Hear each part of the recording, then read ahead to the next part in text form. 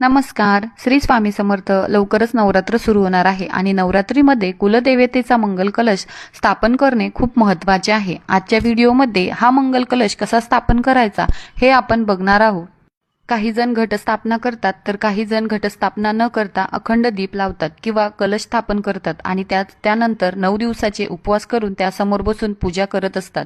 तर इथे मी घर स्वच्छ पुसून घेतले आहे आणि जिथे मला कलश स्थापना करायची आहे तिथे मी चौरंगाखाली स्वस्तिक काढून त्यावरती हळदी कुंकू वाहून घेतले आहे आणि त्यावर चौरंगावर लाल वस्त्र अंथरून आपल्या कुलदेवतेचा फोटो ठेवून घेतला आहे आणि चौरंगाच्या बाजूने रांगोळी काढून घेतली आहे. पूजेची सुरुवात करण्या अगोदर आपण समई लावून समईची पूजा करणार आहोत. समईला हळदी कुंकू अक्षदा एखादं फुल अर्पण करायचं आहे आणि त्यानंतर आपण गणपती बाप्पाची पूजा करून घेणार आहोत. इथे मी जोडपान घेतलेले आहे. त्या जोडपानावरती तांदूळ ठेवून त्याच्यावरती गणपती म्हणून सुपारी ठेवणार आहे.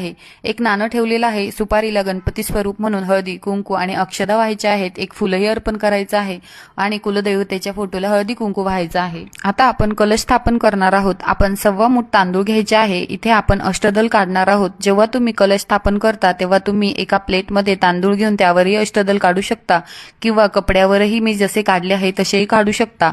पण आता नवरात्र आहे म्हणून मी अष्टदल काढणार आहे. तुम्ही स्वस्तिक देखील काढू शकता. अष्टदलच्या रेषा ह्या बाहेरून आत ओढायच्या आहे. अशा प्रकारे अष्टदल कमल काढून झाल्यावर त्याच्यावरती हळदी कुंकू वाहून घ्यायचं आहे. तर या तांब्यामध्ये मी कलश स्थापना करणार आहे. यात पाणी भरून घेतले आहे. तर आता या कलशामध्ये हळदी कुंकू लावून घेणार आहे. तुम्ही स्वस्तिकही काढू शकता. आता या कलशामध्ये 1 रुपयाचं नाणं, 1 सुपारी, हळदी कुंकू अक्षदा आणि फूल टाकून घेणार आहे. आता या कलशाला आपण लाल धागा 9 वेळेस बांधून घ्यायचा आहे. आता याच्यावरती आपण खाऊचे पाने किंवा आंब्याची 5 किंवा 7 पाने लावू शकतो. त्यानंतर आपल्याला नारळ ठेवून घ्यायचा आहे. तर घट स्थापनेच्या अगोदर नारळ पाण्यात भिजत ठेवायचा. त्यानंतर तो अशा पद्धतीने ठेवायचा आहे. आणि आता हा तयार केलेला कलश आपण जो अष्टदल कमल काढून घेतले आहे त्याच्यावरती ठेवून घ्यायचा आहे. कुलदेवतेचा कलश स्थापन केल्यामुळे आपल्या घरात सुख समृद्धी शांतता लाभते. तसेच घरातील सदस्यांचे आरोग्य आणि उद्योगधंद्यामध्ये वाढ होते. आपल्या घरात चांगले विचार चांगले वातावरण राहते. हा कलश आपण नवरात्रीमध्ये स्थापन केल्यामुळे या कलशाला अजिबात हात लावायचा नाही किंवा हलवायचा नाही. पण इथून पुढे हा कलश देवघरामध्ये ठेवणार आहोत. त्यानंतर त्यातील पाणी आपण रोज बदलायचे आहे. जर तुम्हाला रोज जमले नाही तर तुम्ही मंगळवार शुक्रवार पाणी बदलू शकता.